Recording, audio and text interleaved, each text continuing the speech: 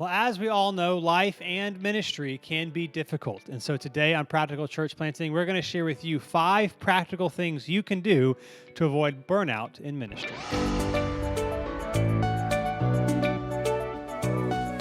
Thanks for joining us again today on Practical Church Planting. My name is Brian Androsian, and with me is Dylan Dodson. And today we're going to give you 5 ways to avoid ministry burnout. Yep. Life and ministry can be difficult. And what often happens is we get so focused on trying to get stuff done in the short term that we don't focus on the long term. And so we're going to give you today some practical things you can do to keep you going when things are encouraging and discouraging, and maybe give you the longer view in play instead of just this week. The shorter view. So here are 5 things that you can do to help you not be burnt out as you continue in ministry. Here's number 1. Now, I'll be honest and say I heard this a lot, and it wasn't true for me until a couple years ago, and now it is true to me. For me, I'm also one of those people that says it all the time, whereas beforehand I was like, what? So Yeah. let me explain it, and then we get there. Number 1, have a hobby or hobbies. Like, it's really important to have something that can get your, I mean, this is not just ministry in general, but it's in life, but obviously this podcast is for people in ministry, to help you get your mind off things that are happening and looking forward to things. And for the longest time, I didn't really have that many hobbies. I mean, I would read, but that's not a good hobby to always read. Because it'd be different if I was reading like nonfiction stuff. That's not what I was like, always reading to learn things, and like, that's not helpful. And I'm also a person that can't like sit still. So like relaxing all day, like binging a show sounds terrible to me. Like that makes me feel, it sounds depressing to me. Yeah. And so having things to encourage you, having things to look forward to as well in ministry is also important. And so trying to figure out what those things are, and this is a little side note, I have learned as someone who is a saver, not a spender, that having to spend to initially invest in something is much more likely to make it be a hobby, because it's like, I spent money on this thing, I'm going to do it. Yeah, don't want to waste the money. And oftentimes hobbies are things you enjoy doing or get better at. And so when you're not good at something and you haven't spent any money on it, it's easy to quit. It's like, I'm going to make this. So a couple years ago, I guess you could say like 3-ish consistent hobbies now. Jeez, you even work? That's true. I even work. That's right. I bought an Xbox a couple years ago, and I play sometimes. What normally happens is like these new games come out or these free games come out, and so a bunch of us will play online for like 2 weeks, and then everyone else goes back to their old games. And like, I just want to play with my friends. I don't really care about like what the game is. So here and there, that's hit or miss for me sometimes. But I bought an Xbox because like I need to have something to do at home that I can just relax to. Yep. I got into woodworking a couple years ago, which was an initial investment up front, and then last year I got into griddling on the Blackstone. Griddling, yeah. Not just grilling. Griddling. Griddling. It's Yes. like a flat top griddle. Yep. But what I found is like, it's nice to have things, particularly if you have younger kids at home, the things you can do at home. Of course, obviously you can also have stuff you can do outside the home. It's just a little bit harder to coordinate depending on your season of life. That it's like, oh, I get to do this, and it's like enjoyable. So like griddling on the black side. It sounds so weird to say griddle. It's a weird But word, it's, yeah. But it's like, this is like, oh, this is enjoyable for me. Or like on the weekend, knowing I will spend some time doing some woodworking stuff or whatever. Like, I really underestimated how nice it was to have things that you enjoy doing and things to also look forward to, which if you don't have a hobby, you don't have. Yeah, true. I think it's helpful to have, not that you can't have something outside, but like you're saying, to have something at home, because I definitely think it's possible, and I mean, I'm sure you've both seen this, but to take this kind of too far and then never see the family. Like, I mean, the kind of like stereotypical guy hobby is like golf, and like the dad or husband or whatever who's like golfing every weekend, never sees the kids, and it's kind of like a trope. But like something like that, it's not saying golf is a bad hobby. I don't like golf, but that's fine. But something that is always going to be taking you away from home is going to be tough to be a sustainable, hobby that you should spend a lot of time in, because obviously you work outside of the home if you're in ministry and need to spend time at home as well. So I think it's helpful, not that you can't have hobbies outside of the home, that's fine, but it's helpful to find things that you enjoy doing at home as well. Yep. And so like for myself, I've cycled through different things, and what I found is kind of similar to You're a cyclist. I'm not a cyclist. Let me tell you what. That I have tried. That was many years ago. Oh, I have tried that one. I'd love to see Brian in some bike shorts. To ride a bike? No, I That'd never be got great. that far. I found someone giving away a free road bike, and so I got into it until I broke and I had to spend money on it. You got me into similar to like not wanting to do something necessarily outside of the home that's going to take a lot of time. So for myself recently, and we talked about this one point on the podcast, like X amount of months, however many months Are ago. you a smoker? And I talked about how Are you still doing like that? week I just got a smoker. So if you're dying for a smoking update, let me give it to you. Please. I know people are chomping at the bit. So I used it a few times, and it was a ton of fun, and I loved it. But what I realized is because this is like a real like actual wood burning smoker, nothing like fancy. It was like the real way to do it. So people say, but I found to like really do it well, it takes like all day and all night. And so I did it a few times, and I realized like, because I have young kids, like kids can't really be outside. When I was doing it, especially like he was 2 at the time, it's just like, it's gonna be too much of a hassle. And where we lived before, we had a small deck, and I was like, I don't really want him out there. I'm constantly like trying to make him not burn. And so I did that a few times. I was like, this just, it wasn't enjoyable to me to like plan around doing it. Cause I was like, I'm gonna have to be outside or away from the family for like 12 hours, and like I'll see them through the window, but like I've got to be out there and stuff. And so that was an example of something that like I tried, and I'm glad I tried, and I'm glad that like, yeah, I mean, it's something I want to try for a long time, so I'm glad I did. So you quit smoking. So I quit smoking, but it just didn't work out because that was the kind of thing like for me, I'm gone a lot, and so I wanted to have something that I could at least be around for, and that just didn't work out. So this is like, I don't know if you count this as a hobby, but I'll count it, so I don't really care. It's your life, bro. It doesn't. It's my life. That's all right. Stop questioning me. It's my life. But it doesn't take a lot of time, and so it's not like the most ideal thing in the world. But I've gotten really into coffee, and not just like making coffee, but like finding like local roasteries and stuff like that.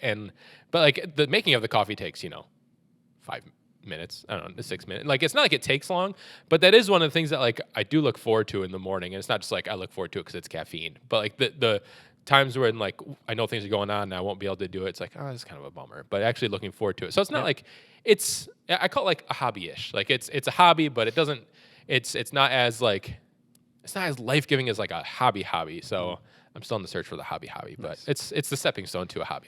We'll get at that. And what's interesting to me is like oftentimes I would hear people who are older in ministry talk about how important this is, and it always takes me. I always want to take a step back at people who have wisdom or saying this is important. And again, I've also just found for me too, like I would put it this way: a lot of times we might think like hobby is like just frivolous, and if it costs money, we shouldn't spend any money on it because it's like extra. And again, if you want to make it in the long term, you have to have. It's not just like fun extra thing. It's like an investment in yourself, so that you can be healthy and be in a good place and enjoy life in ministry, and your family wants to be around you. And so, anyway, I would highly recommend doing that because it helped change a lot of things for me as I started to kind of procure some of these hobbies. Yeah. And maybe at some point I'll become a professional hobbyist because I'll do as hobbies. There's a lot of wordplay in this episode. This is good. This is great. Yeah. But I'll just say, like, I would encourage you to spend some time finding something, and if there's an initial cost investment to something you're interested in, it's all different. People got different things going on.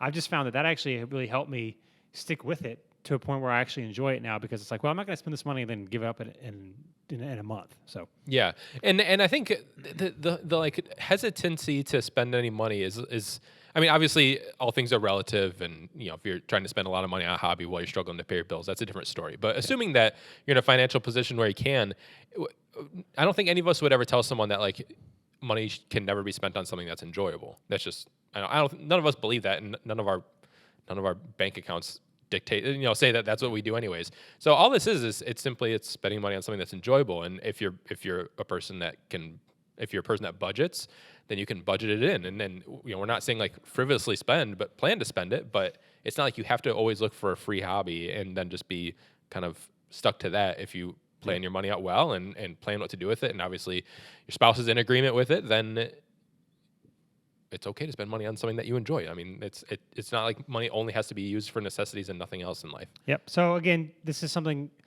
I would say this: if those who have a hobby are saying that yes is important, those who might not have one are saying what's like the big deal about it, until you get one, and then you kind of realize how important it is, especially in ministry, to have things that take your mind off stuff. So having a hobby, my guess is many people that are running into problems, if you're there right now, that doesn't necessarily mean it's this way, but it might be because you have no outlet in your life that you enjoy doing things in. So think about that. Number 2, this is also something like having a hobby that I realized people who are older or have been in ministry longer talked a lot about, but in the beginning you're like, yeah, I'm not so sure. Yeah. That's this. Don't worry about what people think about your purchases. because most people don't. Yeah, first of all, most people don't think about it. But I just remember, man, like raising support and being afraid to go on a vacation because what they're going to say and what are people going to do. And all these things. And like, we're only 5.5 years into the church plan, whatever. Now I'm like, I don't care at all. Like, I don't care at all. And like now being able to help with some of the X-ray assessments, like some of the times we tell these church planners they need to take a vacation, they need to do this and whatever. And it's like, again, most people aren't actively thinking, well, like, how are they spending their money? Most people who like love Jesus and actually are wise with their money and are supporting you if you're raising support or the church, I've found the people that are the most generous care the least. Partially because I think they understand the importance of living your life and not being like so strapped down or too frugal or whatever that it's just miserable. And so I would say in this also, again, includes vacations because A, most people aren't really thinking about it. And B, you have to be good for the long term. And so you need to be proactive about this stuff. And I just know for the longest time, I was like so worried about this. And even like, we moved earlier this year to a house that's almost twice as big as our previous house, bigger than we thought. It's the whole thing of how it happened. God was really kind to us. And like, if this had happened 2 years ago, I would have been mortified. I would have been mortified of like the cost of the house, whatever. Yeah. And now I'm like, I don't care at all. Like first of all, no one else at our church cares either, which I get that when you're starting out, you don't have the experience. Like, you don't know that that's actually true. So when you've experienced it, it's easier. But it's like, man, we do a lot at our house with people. Like, obviously you don't want to be like frivolous and waste your money, but I think most people in ministry, especially if you're a church planter or leading a church, whatever, that's probably not you anyway. Right. Yeah. But not worrying about people think about your purchases all the time, I found has just been really helpful for me. Yeah, and I think that's it. Like, if you're not being frivolous with your money, I don't think most people are going to think that you are. Like, and obviously, like, different contexts are a little different. And if you're someone who like is a constant poster on social media of all the cool things you're doing, then like to a certain demographic, they might. I guess I could see a little bit of like, oh, this seems like to an older demographic. Let's be honest, might seem like, hey, this is a little bit of a waste of money. But if you're just being like responsible with your money, you're paying your bills, you're saving, you're doing your things that you're supposed to do as a person who makes money in your family, as a breadwinner, if that's who you are, then like nobody just people don't think about us as much as we think people think about us. I guess we'll put it that way. And so like we raised support for a long time, and it was very similar at the beginning. I was always nervous about like doing anything, and definitely didn't want like, I mean, I'm not a big social media posting person, but definitely didn't want to like post if we were doing something, because I was like, man, people think we're wasting money. But then there's a realization of like, no, we're paying all of our bills, we're saving money, like we're doing the responsible things. And like every other human being in the world, if there's excess and we budget for it, then we can do something enjoyable with it. And so it was just coming to that realization that people don't think of you as like necessarily different than everybody else just because they're giving to your support. Now, if they're giving to your support and you're someone who's constantly complaining that you have, I don't know, that you have no money and then you're posting these things, well then sure. But that's probably not most people who are actually raising support. But sometimes I think that we assume people kind of put us in this category when I just don't think many people do. Yep. So again, if you're being unwise or whatever, sure. Obviously that's different. But again, I think for most people in ministry, if you're listening to this podcast, this probably represents you. Your problem is not being wasteful. And so don't worry about what people think about your purchases, because that will, I mean, you'll have all this stress and anxiety from people who honestly really don't care very much. And it's okay to spend money as well. So that will be helpful. Number 3, proactively plan time for yourself, spouse, and kids. So again, a lot of the problems is like you have all this stuff to do. It's kind of like sermon prep, where like sometimes people will put it off till like Saturday because they have all this other stuff to do. Mm-hmm. And whereas if you had proactively said, no, here are the times I'm going to do it, and done it at those times in that scheduled time and like focused and not taken forever, you could have still filled in everything else where it needed to be. But because you don't have that discipline, I get there's exceptions to this, or if you're bivocational, I get that.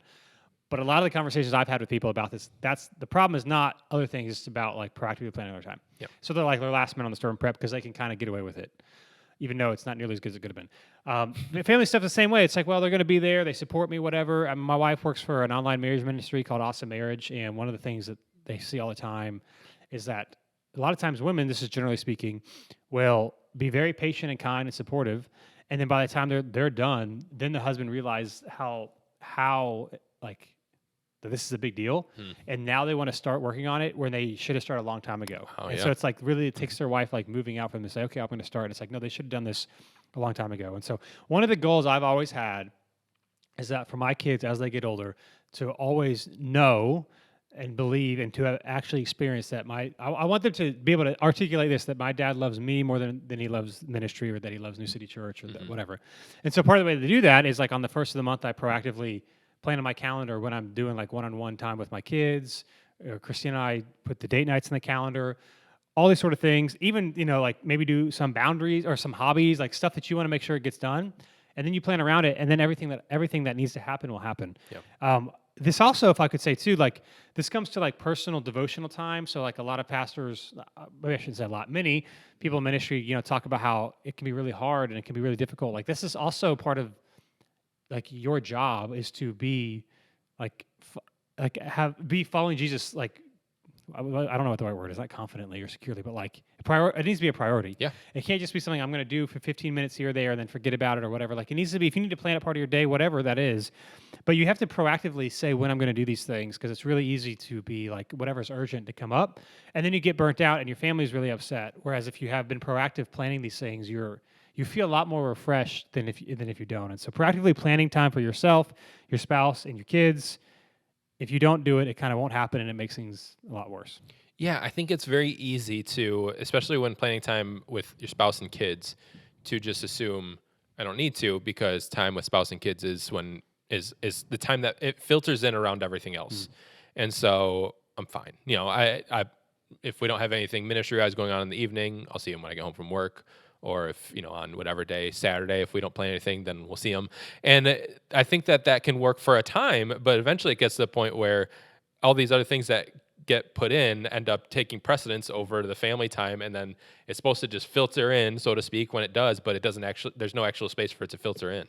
And so, and then kind of like you said, and then you're kind of up against the wall and probably much further down the line than you should have been realizing this. And so I think it's helpful just to plan that first and then filter around it. I mean, it's I don't know, in my mind, it's the most important relationships that you have are your family and God, and you should plan for that too, as Dylan was saying. And the other things can work around it. Like we've never, obviously we work together. I don't think either of us have ever had a time where we're like, that person's spending too much time with their family, not enough time at work. Like it's because, we put an importance on work, but we also know that these other things are important as well. And if for whatever reason, if one of us takes a vacation or a weekend or whatever, no one's sitting there and being like, man, he just prioritizes his family too much. We understand that that's a thing. And so, but when you just kind of let it be the last thing, where kind of like the bottom floor where everything else stacks on top of it, and then whatever's left goes to the family, there's, especially in ministry, if you're not careful with your time, there's not going to be a whole lot left. If you're not actually prioritizing your time, if you're just letting people just kind of, if you're just doing whatever people want and going every different direction. But if you actually manage your time, you can get everything done you need to get done, even if you're bivocational, but also have time with that family. It's just a matter of if you're actually planning it out and actually doing it. Yeah, so again, proactively plan it, because then it will happen. And part of this burnout sense that people can feel is because their home life is also really bad. Honestly, self-inflicted in many ways, because they haven't been proactive about this. And so making sure that that's there, it can be refreshing and encouraging for you if it's healthy. And so proactively planning time for yourself, your spouse, and your kids, and not reacting to it and just putting it in where it can fit. Let's see. Number 4 is to set work boundaries. Now, again, we've talked about this in the past on the podcast, and what's really helpful, this is also helpful too in terms of like saying yes and no to things. Like just yesterday, today's Monday? Yes. So yesterday on Sunday, when after church, someone was like, "Hey, what are you doing tomorrow night?" And I was like, I have a staff meeting at 8. He's like, well, what about before then? And I was like, what do you need? Yeah. He's like, I want to meet and talk about something. I was like, oh. Now in the past, I would have been like, well, I guess I got to do it. Yeah. Well, I was like, well, hey, let me look at my calendar. And he couldn't meet between like 9. He has like this job that he can't change his schedule right now. But it's really easy for me to say, no, I can't meet anytime this week. I can't meet in the evening this week because I got a couple things going on. Next week I'm going out of town. Like, it's like, here's where I can work. We could do a Zoom call or a phone call, whatever. But it was just easy for me to say, here's when I'm available. Because it's not, what he wants to talk about, it's not necessarily an emergency. And I want to be there for him. So we're going to talk. And I'm going to meet with him at a time that I don't normally meet with him. But it's also a time that works for me. And so he has to like move his schedule around a little bit more than maybe he like thought he had to. But I also would say this, like, people are actually understanding and happy to do this. Like, I think a lot of times we just assume people expect us to bend over backwards, and they don't. They understand that we have stuff going on too. And so all that to say, you need to like define ahead of time, like how many evenings am I going to do ministry stuff? what time of day or on each day, and it can be different if it's different, or it could be 5 o'clock every day, 4 o'clock, whatever it is for you. Like, when is my work day done? When do I start working? Setting these boundaries, oftentimes, if you're married, talking about them with your spouse allows you to be able to say yes and no to things a lot easier, or to reframe requests in a way that's healthy for you. Because it's just when you make too many exceptions, you have a problem. Yeah. And so now I would have felt really guilty, but like I have to meet with him Monday or Tuesday night. It wouldn't be wise for me to do that. And so it was really helpful. So figuring out the boundaries so that when people ask you to do things, you can already say yes or no. Or like this weekend, I'm helping somebody move on Saturday, and then there's an open house. Someone else in our church just moved, and so they invited us to an open house Saturday afternoon. And in the past, I'd be like, well, I should probably do both. Mm-hmm. And I say, well, I can't do the open house. I'm helping somebody move because I can't spend all day Saturday gone. Yeah. You could say it's just one Saturday, but like exceptions always arise. And so being really firm on those, but setting work boundaries really helps. A lot of times people get into trouble because I guess I'll do everything, and then they get burnt out. Yeah. And setting work boundaries, I think, really helps when you're like, it helps you set boundaries of when to work. Obviously, that's what we're talking about. But when, like, personally doing work for the church, like, and everything we do just about, outside of meeting with people, can be done from home, can be done from a laptop, can be done from wherever. And so it's easy when, especially if you have downtime, just to think about, oh, I have this thing that I'm working on, I might as well just pull out the laptop and do it. Or, kids are in bed, we're just hanging out watching TV, I might as well just do a little bit of work while I'm doing it. Because, you may have experienced this, like, there's some things we do that are actually enjoyable. It's not like it's all just like miserable work. Right. And so it's not like it's a negative thing that you're doing it, but there needs to be that, like, the work time and the not work time. And even if the not work time doesn't look a whole lot different, like, I'll give you an example. This morning, actually, us recording this, we just in the past couple of days brought home another foster kid. So we have 3 little kids or 3 and under right now, and they all sleep. Actually, last night wasn't bad, but the sleep schedules we're working it out. And so this morning, I woke up with one of them at like 5, or she woke up and she went back to sleep. But by that point, I was like, I'm up. I'm just gonna stay up. And so, but everyone else was sleeping, and it was like the house was quiet, and I was like, this doesn't happen well, it's only been a couple days, but I was like, this is weird. And so the thought crossed my mind at first. I was like, well, I have a little bit of time. I can get a laptop out and get a little bit of work done, because we had some things going on this morning. I knew I was gonna be a little late. And it would have been fine, and it would have worked out fine, and nobody would have known. Like, my wife wasn't up. Nobody would have known. But I thought about it. I was like, I could do that, or I could do something like pull out a Bible or make some coffee, like we had talked about. But like, what I'm saying is, it didn't like drastically change my morning or like change what I do with the kids or anything like that. But it just helped to be like, I don't have like a dying emergency I got to cover, and things will happen when I get to work. And so I don't have to just squeeze work out of every moment that I have some downtime. However, in the past, I have felt like that, because I feel like if I'm not doing something, people have supported us financially, like we talked about. And so I feel like I have to be working 24/7, when that's just not the case. And that's just, it really leads to an unhealthy work life and home life. Yeah. So setting work boundaries, again, they're really helpful, because a lot of times too, these are things come up, and it's like, well, I'll just do it this time, and I'll just do it that time. And then it's just a lot easier to say, no, I can't. Like, here's when I'm available, here's when I'm not. Of course, there's exceptions, there's emergencies, but they're exceptions. They're not like 50% of the time it's not an exception. 25% of the time is not an exception. It needs to be lower than that, where it actually happens. And again, burnout happens because we haven't proactively set these. And so we say yes to things, or we feel like we got to be doing all these things at all these different times. Or sometimes it's because we don't proactively plan our schedules ahead of time. And so our work days, half the day consists of like checking email or social media. And then we go home, and then it's like, well, we didn't finish everything when we actually could have if we were, more productive. And so, setting boundaries, hard end day, times of your work day, when is your work day going to start, generally speaking, how many evenings, whatever, monthly things. Setting that up ahead of time will really help you say yes or no and keep you going for the long haul. Yep, for sure. And then last but not least, number 5, go to a ministry gathering or a conference. Now, this might seem like that's kind of like what's important. Why does that matter? A lot of times these things are like actually really encouraging and really life-giving, and kind of remind you why you do what you do. And if you just do the same thing every week, every month, every year, and you never have time to be around people who understand what it's like to do what you do and are encouraging you and learning from them, it can be really helpful. And so, whether it's like a monthly gathering in your area or like a yearly conference or 2 that you go to, again, some of these are going to cost money. I get that. Put it in the church budget if you can. But going places that will encourage you. And again, I would, just like a hobby, I wouldn't see all these as like, it's just frivolous, if we have extra money, then we'll go. But actually planning, and obviously not Yeah. going to a conference every month, that would be really unwise and honestly unhelpful. Yeah. But having times where you're going to be around people who understand what you're doing, you can learn from, and not like just like a podcast or online, like actually physically being around them is really helpful. So I found, again, going to a ministry gathering or conference or something like that can really help you avoid burnout. Yeah, and especially if you're starting out, I think it's easy to, and I did this for a while, get into the conference like idea that you should only go to get something out of it that you're going to use to change something. And what I mean by that is it's very easy to go to these conferences and there's a bunch of different speakers, and of course they only invite they only have people speak for the most part that are like doing something well in general, because obviously that's why they're speaking about whatever they're doing. And so it's so easy to fall into like, okay, I got to leave this conference with something that we're going to change, because otherwise this was a waste.